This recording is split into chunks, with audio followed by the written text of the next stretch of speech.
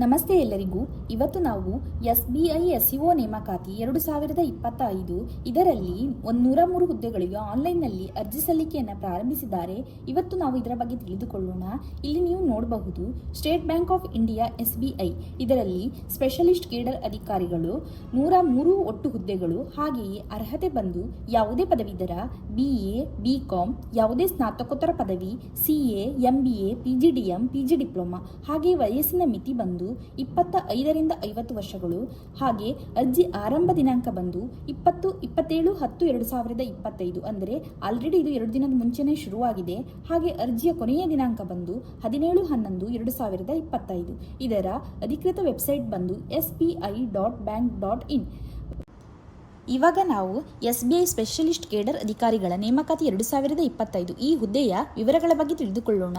ಇಲ್ಲಿ ನೀವು ನೋಡಬಹುದು ಮುಖ್ಯಸ್ಥರು ಅಂದರೆ ಹೆಡ್, ಇದರಲ್ಲಿ 1 ಹುದ್ದೆ, ವಲಯ ಮುಖ್ಯಸ್ಥರು ಝೋನಲ್ ಹೆಡ್ 4 ಹುದ್ದೆ, ಹಾಗೆ ಪ್ರಾದೇಶಿಕ ಮುಖ್ಯಸ್ಥರು ರೀಜನಲ್ ಹೆಡ್ 7 ಹುದ್ದೆ, ಸಂಬಂಧ ವ್ಯವಸ್ಥಾಪಕ ರಿಲೇಶನ್ಶಿಪ್ ಮ್ಯಾನೇಜರ್ ಟೀಮ್ ಲೀಡ್ 19 ಹುದ್ದೆ, ಹೂಡಿಕೆ ತಜ್ಞ ಇನ್ವೆಸ್ಟ್ಮೆಂಟ್ ಸ್ಪೆಷಲಿಸ್ಟ್ 22 ಹುದ್ದೆಗಳು, ಹಾಗೆ ಹೂಡಿಕೆ ಅಧಿಕಾರಿ ಇನ್ವೆಸ್ಟ್ಮೆಂಟ್ ಆಫೀಸರ್ 46 ಹುದ್ದೆಗಳು, ಯೋಜನಾ ಅಭಿವೃದ್ಧಿ ವ್ಯವಸ್ಥಾಪಕರು ಪ್ರಾಜೆಕ್ಟ್ ಡೆವಲಪ್ಮೆಂಟ್ ಮ್ಯಾನೇಜರ್ 2 ಹುದ್ದೆಗಳು, ಕೇಂದ್ರ ಸಂಶೋಧನಾ ತಂಡ ಸೆಂಟ್ರಲ್ ರಿಸರ್ಚ್ ಟೀಮ್ 2 ಹುದ್ದೆಗಳು ಇದರಲ್ಲಿ ಇವೆ. ಹಾಗೆಯೇ ಅರ್ಹತೆಯ ಮಾನದಂಡಗಳ ಬಗ್ಗೆ ನಾವು ತಿಳಿದುಕೊಳ್ಳೋಣ.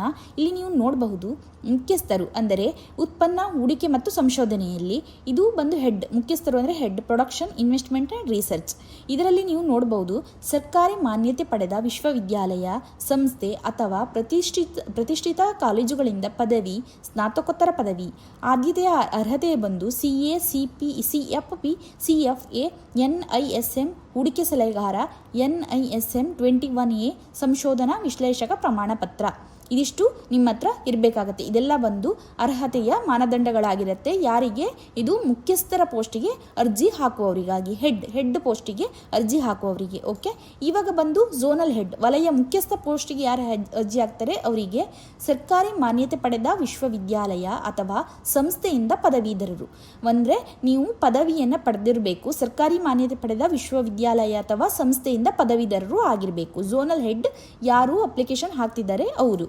ಅದಾದಮೇಲೆ ರೀಜನಲ್ ಹೆಡ್ ಪ್ರಾದೇಶಿಕ ಮುಖ್ಯಸ್ಥರು, ಸರ್ಕಾರ ಮಾನ್ಯತೆ ಪಡೆದ ವಿಶ್ವವಿದ್ಯಾಲಯ ಅಥವಾ ಸಂಸ್ಥೆಯಿಂದ ಪದವೀಧರರು. ಓಕೆ, ಇಲ್ಲಿ ರೀಜನಲ್ ಹೆಡ್ ಪ್ರಾದೇಶಿಕ ಮುಖ್ಯಸ್ಥರು, ಇದಕ್ಕೆ ಸರ್ಕಾರ ಮಾನ್ಯತೆ ಪಡೆದ ವಿಶ್ವವಿದ್ಯಾಲಯದಲ್ಲಿ ಅಥವಾ ಸಂಸ್ಥೆಯಿಂದ ಪದವೀಧರರು ಆಗಿರಬೇಕು. ರೀಜನಲ್ ಹೆಡ್ ಪೋಸ್ಟಿಗೆ ಅಪ್ಲೈ ಮಾಡುವವರು.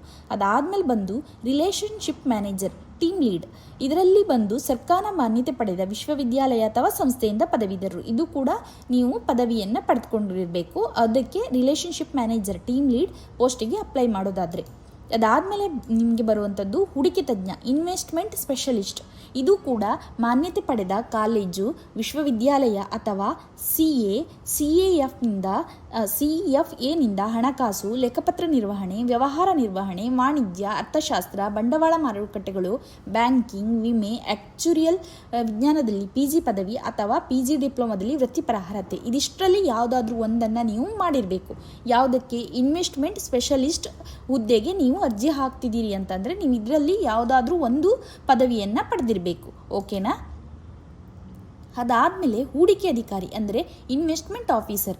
ಇದು ಕೂಡ ಮಾನ್ಯತೆ ಪಡೆದ ಕಾಲೇಜು, ವಿಶ್ವವಿದ್ಯಾನಿಲಯ ಅಥವಾ CFAನಿಂದ ಹಣಕಾಸು, ಲೆಕ್ಕಪತ್ರ ನಿರ್ವಹಣೆ, ವ್ಯವಹಾರ ನಿರ್ವಹಣೆ, ವಾಣಿಜ್ಯ, ಅರ್ಥಶಾಸ್ತ್ರ, ಬಂಡವಾಳ ಮಾರುಕಟ್ಟೆಗಳು, ಬ್ಯಾಂಕಿಂಗ್, ವಿಮೆ, ಆಕ್ಚುರಿಯಲ್ ವಿಜ್ಞಾನದಲ್ಲಿ PG ಪದವಿ ಅಥವಾ PG ಡಿಪ್ಲೊಮಾದಲ್ಲಿ ವೃತ್ತಿಪರ ಅರ್ಹತೆಯನ್ನು ನೀವು ಪಡೆದಿದ್ದರೆ ಇಲ್ಲಿ ಇನ್ವೆಸ್ಟ್ಮೆಂಟ್ ಆಫೀಸರಿಗೆ ನೀವು ಅರ್ಜಿಯನ್ನು ಹಾಕ್ಬೋದು. ಓಕೆನಾ? ಅದಾದಮೇಲೆ ಬರುವಂಥದ್ದು ಯೋಜನಾ ಅಭಿವೃದ್ಧಿ ವ್ಯವಸ್ಥಾಪಕ ಸೆಂಟ್ರಲ್ ರಿಸರ್ಚ್ ಟೀಮ್. ಇದರಲ್ಲಿ ಕೂಡ ನೀವು ಸರ್ಕಾರ ಮಾನ್ಯತೆ ಪಡೆದ ವಿಶ್ವವಿದ್ಯಾಲಯ ಅಥವಾ ಸಂಸ್ಥೆಯಿಂದ MBA ಅಥವಾ PGDM ಅನ್ನು ಪಡೆದಿರಬೇಕು. ನೀವು PG ಮಾಡಿರ್ಬೋದು ಅಥವಾ MBA ಅನ್ನು ನೀವು ಪಡೆದಿದ್ದರೆ ಸೆಂಟ್ರಲ್ ರಿಸರ್ಚ್ ಟೀಮಿಗೆ ನೀವು ಅಪ್ಲಿಕೇಶನನ್ನು ಹಾಕ್ಬೋದು. ಅದಾದಮೇಲೆ ಲಾಸ್ಟ್ ಒನ್ ಆಗಿರುವಂಥದ್ದು ಕೇಂದ್ರ ಸಂಶೋಧನಾ ತಂಡ ಸೆಂಟ್ರಲ್ ರಿಸರ್ಚ್ ಟೀಮ್. ಇದರಲ್ಲಿ ಸರ್ಕಾರ ಮಾನ್ಯತೆ ಪಡೆದ ವಿಶ್ವವಿದ್ಯಾಲಯ ಅಥವಾ ಸಂಸ್ಥೆಯಿಂದ ವಾಣಿಜ್ಯ, ಹಣಕಾಸು, ಅರ್ಥಶಾಸ್ತ್ರ, ನಿರ್ವಹಣೆ, ಗಣಿತ, ಸಂಖ್ಯಾಶಾಸ್ತ್ರ, ಅಂಕಿಅಂಶಗಳಲ್ಲಿ ಪದವಿ. ಇದನ್ನು ಯಾವುದಾದ್ರೂ ನೀವು ಪಡೆದುಕೊಂಡಿದ್ರೆ ಅಂದರೆ ನಿಮ್ಮಲ್ಲಿ ಈ ಪದವಿ ನಿಮ್ಮಲ್ಲಿ ಇದ್ದರೆ ನೀವು ಇದಕ್ಕೆ ಸೆಂಟ್ರಲ್ ರಿಸರ್ಚ್ ಟೀಮ್ ಇದಕ್ಕೆ ನೀವು ಅಪ್ಲಿಕೇಶನನ್ನು ಹಾಕ್ಬೋದು. ಓಕೆನಾ? ನಾವು ಇವಾಗ ವಯಸ್ಸಿನ ಮಿತಿ ನೋಡೋಣ ಬನ್ನಿ. ಇಲ್ಲಿ ಮುಖ್ಯಸ್ಥ ಹೆಡ್ ಪೊಸಿಷನಿಗೆ 35ರಿಂದ 50 ವರ್ಷಗಳಾಗಿರಬೇಕು. ಅದಾದಮೇಲೆ ವಲಯ ಮುಖ್ಯಸ್ಥ ಝೋನ್ ಹೆಡ್ಡಿಗೆ 35 ವರ್ಷದಿಂದ 50 ವರ್ಷಗಳು. ಪ್ರಾದೇಶಿಕ ಮುಖ್ಯಸ್ಥ ರೀಜನಲ್ ಹೆಡ್ 35 ವರ್ಷಗಳಿಂದ 50 ವರ್ಷ ತನಕ. ಅದಾದಮೇಲೆ ಸಂಬಂಧ ವ್ಯವಸ್ಥಾಪಕ ತಂಡದ ಪ್ರಮುಖ ರಿಲೇಷನ್ಶಿಪ್ ಮ್ಯಾನೇಜರ್ ಟೀಮ್ ಲೀಡ್ 28 ವರ್ಷದಿಂದ 42 ಇಯರ್ಸ್ ತನಕ ನೀವು ಅಪ್ಲೈ ಮಾಡ್ಬೋದು ಒಳಗಿನವರಾಗಿದ್ದರೆ. ಹೂಡಿಕೆ ತಜ್ಞ ಇನ್ವೆಸ್ಟ್ಮೆಂಟ್ ಸ್ಪೆಷಲಿಸ್ಟ್ ಇವರು ಕೂಡ 28 ವರ್ಷ ಆದಮೇಲೆ 42 ವರ್ಷಕ್ಕಿಂತ ಮುಂಚೆ ನೀವು ಆಗಿದ್ದರೆ ಇನ್ವೆಸ್ಟ್ಮೆಂಟ್ ಸ್ಪೆಷಲಿಸ್ಟಿಗೆ ನೀವು ಅಪ್ಲಿಕೇಶನ್ ಹಾಕ್ಬೋದು. ಅದಾದಮೇಲೆ ಹೂಡಿಕೆ ಅಧಿಕಾರಿ ಇನ್ವೆಸ್ಟ್ಮೆಂಟ್ ಆಫೀಸರ್ ಇದರಲ್ಲಿ ಕೂಡ 28 ವರ್ಷ ಆಗಿರಬೇಕು, ಹಾಗೆ 40 ವರ್ಷಗಳಿಗಿಂತ ಕೆಳಗೆ ಇರಬೇಕು. ಯೋಜನೆ ಅಭಿವೃದ್ಧಿ ವ್ಯವಸ್ಥಾಪಕ ಕೂಡ ಸೇಮ್ ಪ್ರಾಜೆಕ್ಟ್ ಡೆವಲಪ್ಮೆಂಟ್ ಮ್ಯಾನೇಜರ್ ಇದರಲ್ಲಿ ಕೂಡ 30 ವರ್ಷ ಆಗಿರಬೇಕು, ಹಾಗೆ 40 ವರ್ಷಕ್ಕಿಂತ ಕೆಳಗಿರಬೇಕು. ಕೇಂದ್ರ ಸಂಶೋಧನಾ ತಂಡ ಸೆಂಟ್ರಲ್ ರಿಸರ್ಚ್ ಟೀಮ್ ಇದಕ್ಕೂ ಕೂಡ 25 ವರ್ಷ ಆಗಿರಬೇಕು, ಅದಾದಮೇಲೆ 35 ವರ್ಷಕ್ಕಿಂತ ಕೆಳಗಿರಬೇಕು. ಇವಾಗ ನಾವು ನೋಡೋಣ ಸಂಬಳ. ನಾನು ಇವಾಗ ಮೆನ್ಷನ್ ಮಾಡಿರುವಂಥ ಸಂಬಳ ಪರ್ ಮಂತ್ ನಾನು ಮೆನ್ಷನ್ ಮಾಡಿರುವಂಥದ್ದಲ್ಲ, ಒಂದು ವರ್ಷಕ್ಕೆ ಅವರಿಗೆ ಎಷ್ಟು ಸಂಬಳ ಸಿಗುತ್ತೆ, ಆ ಪೋಸ್ಟಿಗೆ ಎಷ್ಟು ಸಂಬಳ ಸಿಗ್ತಿದೆ ಅನ್ನೋದ್ರ ಬಗ್ಗೆ ನಾನು ತಿಳಿಸ್ತಿರುವಂಥದ್ದು. ಒಂದು ವರ್ಷಕ್ಕೆ ಎಷ್ಟು ಸಂಬಳ ಸಿಗ್ತಿದೆ ಅನ್ನೋದು ಇಲ್ಲಿ ನೀವು ನೋಡಬಹುದು. ಮುಖ್ಯಸ್ಥ ಹೆಡ್ ಪೊಸಿಷನಿಗೆ 1,35,00,000, ಒಂದು ವರ್ಷಕ್ಕೆ 1,35,00,000. ಹಾಗೆ ವಲಯ ಮುಖ್ಯಸ್ಥ ಝೋನ್ ಹೆಡ್ ಈ ಪೊಸಿಷನಿಗೆ 97 ಲ್ಯಾಕ್ ಸಿಗ್ತಿದೆ. ಹಾಗೆ ಪ್ರಾದೇಶಿಕ ಮುಖ್ಯಸ್ಥ ರೀಜನಲ್ ಹೆಡ್ ಈ ಪೊಸಿಷನ್ಗೆ 66,40,000 ಸಿಗ್ತಿದೆ, 66,40,000. ಅದಾದಮೇಲೆ ಸಂಬಂಧ ವ್ಯವಸ್ಥಾಪಕ ತಂಡದ ಪ್ರಮುಖ ರಿಲೇಷನ್ಶಿಪ್ ಮ್ಯಾನೇಜರ್ ಟೀಮ್ ಲೀಡ್ ಈ ಪೊಸಿಷನ್ಗೆ ಬಂದು 51,80,000. ಅದಾದಮೇಲೆ ಹೂಡಿಕೆ ತಜ್ಞ ಇನ್ವೆಸ್ಟ್ಮೆಂಟ್ ಸ್ಪೆಷಲಿಸ್ಟ್ ಇದು ಈ ಪೋಸ್ಟಿಗೆ ಬಂದು IS ಈ ಪೋಸ್ಟಿಗೆ ಬಂದು 44,50,000. ಅದಾದಮೇಲೆ ಹೂಡಿಕೆ ಅಧಿಕಾರಿ ಇನ್ವೆಸ್ಟ್ಮೆಂಟ್ ಆಫೀಸರ್ ಈ ಪೊಸಿಷನ್ಗೆ ಬಂದು 27,10,000. ಅದಾದಮೇಲೆ ಯೋಜನಾ ಅಭಿವೃದ್ಧಿ ವ್ಯವಸ್ಥಾಪಕ ಈ ಪೊಸಿಷನ್ಗೆ ಬಂದು 30,10,000. ಅದಾದಮೇಲೆ ಕೇಂದ್ರ ಸಂಶೋಧನಾ ತಂಡ ಈ ಪೊಸಿಷನ್ಗೆ ಬಂದು 20,60,000. ಟೋಟಲ್ ಆಗಿ ನಾನು ಹೇಳ್ತಿರುವಂಥದ್ದು ಇದು ಬಂದು ಪ್ರತಿ ವರ್ಷ ಅವರಿಗೆ ಸಿಗುವಂಥ ಸಂಬಳ. ಒಂದು ವರ್ಷಕ್ಕೆ ಈ ಅಮೌಂಟ್ ಅವರಿಗೆ ಸಿಗುತ್ತೆ, ಅಂದರೆ ಆ ಪೋಸ್ಟಿಗೆ ಸಿಗ್ತಿದೆ. ನೀವು ಅದನ್ನು ಡಿವೈಡ್ ಮಾಡ್ಬೋದು ಬೇಕಾದರೆ ಪರ್ ಮಂತ್ ಎಷ್ಟು ಸಿಗುತ್ತೆ ಅಂತ ಹೇಳಿ. ಬಟ್ ನಾನು ಇವಾಗ ಹೇಳ್ತಿರೋದೇನೆಂದರೆ ವಾರ್ಷಿಕವಾಗಿ ಇಷ್ಟು ಸ್ಯಾಲ್ರಿ ಅವರಿಗೆ ಸಿಗ್ತಿದೆ, ಈ ಪೋಸ್ಟಿಗೆ ಅಷ್ಟು ಸ್ಯಾಲ್ರಿ ಇದೆ. ಹಾಗಾಗಿ ನೀವು ಯಾರಾದರೂ ಅರ್ಹ ಅಭ್ಯರ್ಥಿಗಳಾಗಿದ್ದರೆ ಖಂಡಿತವಾಗಿಯೂ ಇದಕ್ಕೆ ನೀವು ಅಪ್ಲಿಕೇಶನನ್ನು ಹಾಕಿ. ಓಕೆನಾ? ನಿಮಗೆಲ್ಲಾದರೂ ಎಕ್ಸ್ಪೀರಿಯನ್ಸ್ ಇದ್ದರೆ, ನೀವು ಆ ಪದವಿಯೆಲ್ಲ ಪಡೆದುಕೊಂಡಿದ್ರೆ, ನಾನು ಇವಾಗ ಹೇಳಿರೋ ಪದವಿಯೆಲ್ಲ ಪಡೆದುಕೊಂಡಿದ್ರೆ ಖಂಡಿತವಾಗಿಯೂ ಈ ಪೋಸ್ಟಿಗೆ ನೀವು ಅಪ್ಲಿಕೇಶನನ್ನು ಹಾಕಿ. ಅದಾದಮೇಲೆ ಬರುವಂಥದ್ದು ಅರ್ಜಿ ಶುಲ್ಕ. ಇಲ್ಲಿ ನೀವು ನೋಡಬಹುದು SC ST ಫಾರ್ವರ್ಡ್ ಅಭ್ಯರ್ಥಿಗಳಿಗೆ ಅರ್ಜಿ ಶುಲ್ಕ ಏನು ಕೂಡ ಇರೋದಿಲ್ಲ. ಅದಾದಮೇಲೆ UR ಜನರಲ್ ಬಂದು OBC EWS ಅಭ್ಯರ್ಥಿಗಳಿಗೆ ಬಂದು 750 ರೂಪಾಯಿ ಆಗಿರುತ್ತೆ. ಅದಾದಮೇಲೆ ಇದು ಪಾವತಿ ಏನಂದರೆ ಆನ್ಲೈನ್ ಮೂಲಕನೇ ನೀವು ಪಾವತಿಯನ್ನು ಮಾಡಬೇಕಾಗತ್ತೆ, ಅರ್ಜಿ ಶುಲ್ಕವನ್ನು ಕಟ್ಟಬೇಕಾಗತ್ತೆ. ಓಕೆನಾ? ಅದಾದಮೇಲೆ ಆಯ್ಕೆ ಪ್ರಕ್ರಿಯೆ ನಾವು ನೋಡೋದಾದರೆ ಇಲ್ಲಿ ಅರ್ಹತೆ, ಅನುಭವ ಮತ್ತು ಸಂದರ್ಶನ. ಓಕೆ, ಇಲ್ಲಿ ನಿಮ್ಮದು ಮೊದಲು ಡಾಕ್ಯುಮೆಂಟ್ ಪರಿಶೀಲನೆ, ಆಮೇಲೆ ಎಕ್ಸ್ಪೀರಿಯನ್ಸ್ ಏನಾದರೂ ಇದ್ದರೆ ಅದನ್ನು ನೋಡ್ತಾರೆ. ಅದಾದಮೇಲೆ ಇಂಟರ್ವ್ಯೂ ಇರುತ್ತೆ. ಇದೆಷ್ಟೇ ಇರೋದು. ಹಾಗಾಗಿ ನೀವು ಇದರಲ್ಲಿ ಅರ್ಹ ಅಭ್ಯರ್ಥಿಗಳಾಗಿದ್ದರೆ ಖಂಡಿತವಾಗಿಯೂ ನೀವು ಇದಕ್ಕೆ ಅಪ್ಲಿಕೇಶನ್ನ ಹಾಕಿ. ಅದಾದಮೇಲೆ SBI ನೇಮಕಾತಿ 2025ಕ್ಕೆ ಅರ್ಜಿ ಸಲ್ಲಿಸುವುದು ಹೇಗೆ ಅನ್ನೋದ್ರ ಬಗ್ಗೆ ನಾವು ತಿಳಿದುಕೊಳ್ಳೋಣ. ಇಲ್ಲಿ ನೀವು ನೋಡಬಹುದು, ಮೊದಲನೆಯದಾಗಿ SBIನ ನೇಮಕಾತಿ ಅಧಿಸೂಚನೆ 2025 ಅನ್ನು ಸಂಪೂರ್ಣವಾಗಿ ಪರಿಶೀಲಿಸಿ ಮತ್ತು ಅಭ್ಯರ್ಥಿಯು ಅರ್ಹತಾ ಮಾನದಂಡಗಳನ್ನು ಪೂರೈಸುತ್ತಾರೆ ಎಂದು ಖಚಿತಪಡಿಸಿಕೊಳ್ಳಿ. ಅಂದರೆ ಅರ್ಥ ಏನಂತಂದರೆ, ನೀವು ಇವಾಗ SBIಯಲ್ಲಿ ನೀವು ಅಪ್ಲಿಕೇಶನ್ ಹಾಕ್ತಿದ್ದೀರಿ ಅಂತಂದರೆ ನೀವು ಇವಾಗ ಆ ಪೊಸಿಷನಿಗೆ ನೀವು ಅರ್ಹರಿದ್ದೀರಾ ಅನ್ನೋದನ್ನು ನೋಡ್ಕೊಳ್ಳಿ. ಅದಾದಮೇಲೆ ಏನೆಲ್ಲ ಮಾನದಂಡಗಳಿದೆ, ಏನೆಲ್ಲ ಡಾಕ್ಯುಮೆಂಟ್ಸ್ ಕೇಳ್ತಿದ್ದಾರೆ ಅದ್ರ ಬಗ್ಗೆ ಎಲ್ಲದನ್ನು ನೀವು ತಿಳ್ಕೊಂಡು ಅದಾದಮೇಲೆ ನೀವು ಆ ಪೋಸ್ಟಿಗೆ ಅಪ್ಲಿಕೇಶನ್ನ ಹಾಕಿ.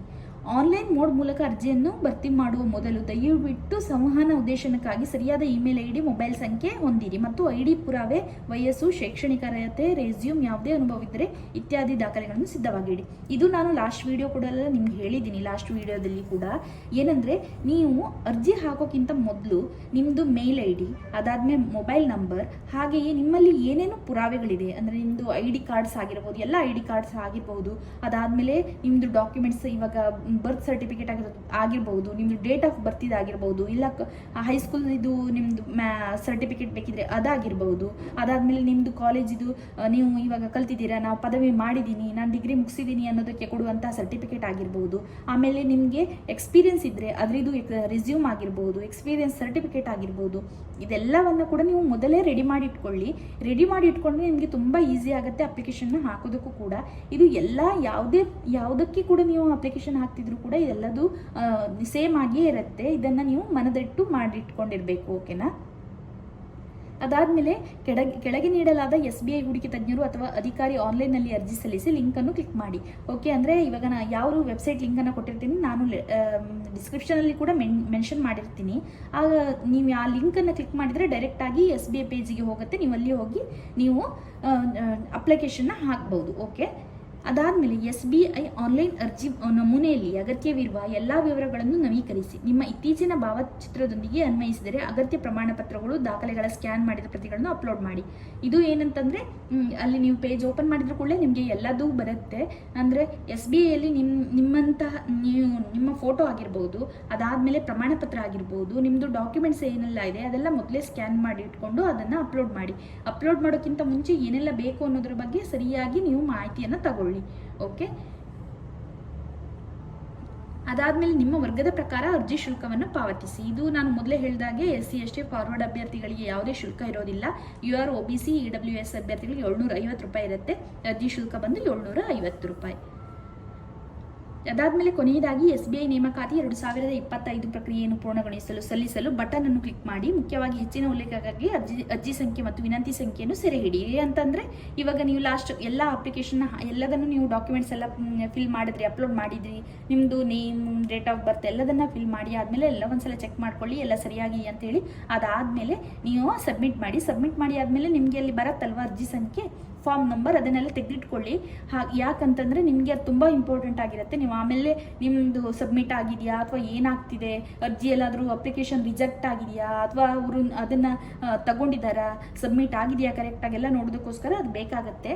ಅದಾದಮೇಲೆ ನೀವು ಯಾವುದನ್ನೇ ಕೂಡ ಅಪ್ಲಿಕೇಶನ್ ಹಾಕುವಾಗ ಬೇಗ ಅಪ್ಲಿಕೇಶನ್ನ ಟೈಪ್ ಮಾಡಿ. ಹಾಗೆ ಯಾಕೆ ಅಂತಂದರೆ ಇಲ್ಲ ನೀವು ಲೇಟಾಗಿ ಟೈಪ್ ಮಾಡ್ತಿದ್ರೆ ಅದು ಟೈಮ್ ಔಟ್ ಆಗುವ ಚಾನ್ಸಸ್ ಇರುತ್ತೆ. ಹಾಗೆ ಟೈಮ್ ಔಟ್ ಆದಮೇಲೆ ನಿಮಗೆ ಅಪ್ಲಿಕೇಶನ್ ಪದೇ ನೀವು ವಾಪಸ್ ಓಪನ್ ಮಾಡ್ತಾನೆ ಇರಬೇಕಾಗುತ್ತೆ. ಹಾಗಾಗಿ ರಿಜೆಕ್ಟ್ ಆಗೋ ಚಾನ್ಸಸ್ಸು ಕೂಡ ಜಾಸ್ತಿ ಇರುತ್ತೆ. ಹಾಗಾಗಿ ಅದಾದಮೇಲೆ ಪ್ರಮುಖ ದಿನಾಂಕಗಳು ಯಾವುದೆಲ್ಲ ಅಂತಂದರೆ ಇವಾಗ ಆಲ್ರೆಡಿ 27ನೇ ತಾರೀಕಿಂದ ಇದು ಶುರುವಾಗಿದೆ. ಮೊನ್ನೆ 2 ದಿನದ ಮುಂಚೆನೇ ಶುರುವಾಗಿದೆ. ಅದಾದಮೇಲೆ ಇದು ಕೊನೆಯ ದಿನಾಂಕ ಬಂದು 17 ನವೆಂಬರ್ 2025 ಆಗಿರುತ್ತೆ. 17ನೇ ತಾರೀಕು ನವೆಂಬರ್ 17ರ ತನಕ ಇದು ಅಪ್ಲಿಕೇಶನ್ ನೀವು ಹಾಕ್ಬೋದು. ಅದಾದಮೇಲೆ ಅಧಿಕೃತ ವೆಬ್ಸೈಟ್ ಏನು ಇಲ್ಲಿದೆ SBI.co.in ಇದೇ ವೆಬ್ಸೈಟ್ ಆಗಿರುತ್ತೆ. ಇದೇ ವೆಬ್ಸೈಟಲ್ಲಿ ನೀವು ಹೋಗಿ ಅಪ್ಲಿಕೇಶನ್ ಹಾಕಬೇಕಾಗತ್ತೆ. ಈ ವೆಬ್ಸೈಟನ್ನು ನಾನು ಡಿಸ್ಕ್ರಿಪ್ಷನಲ್ಲಿ ಕೂಡ ಮೆನ್ಷನ್ ಮಾಡಿರ್ತೀನಿ, ನೀವು ಅದರಲ್ಲಿ ಚೆಕ್ ಮಾಡ್ಕೊಳ್ಳಿ. ಅದಾದಮೇಲೆ ಮತ್ತೆ ನೀವು ಅಪ್ಲಿಕೇಶನ್ನ ಹಾಕೋಕ್ಕಿಂತ ಮುಂಚೆ ಏನೆಲ್ಲ ಮಾಹಿತಿ ಬೇಕೋ ಅದನ್ನೆಲ್ಲ ನೀವು ಪೇಪರಲ್ಲಿ ಬೇಕಾದರೆ ಬರೆದಿಟ್ಕೊಳ್ಳಿ. ಹಾಗೆ ಡಾಕ್ಯುಮೆಂಟ್ಸ್ ಎಲ್ಲ ರೆಡಿ ಮಾಡಿ ಇಟ್ಕೊಂಡು ಯಾವುದೆಲ್ಲ ಮಾಹಿತಿ ಬೇಕು ಹಾಗೆ ಡಾಕ್ಯುಮೆಂಟ್ಸ್ ಬೇಕು ಅನ್ನೋದನ್ನು ಚೆನ್ನಾಗಿ ತಿಳ್ಕೊಂಡು ಅಪ್ಲಿಕೇಶನ್ನ ಹಾಕಿ.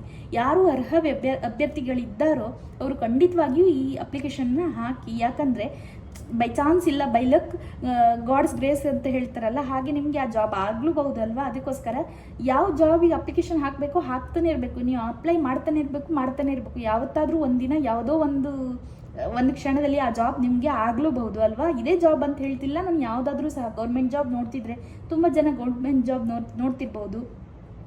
ಅವರೆಲ್ಲರಿಗೂ ಕೂಡ ನಾನು ಈ ಮಾತನ್ನು ಹೇಳ್ತಿರುವಂಥದ್ದು.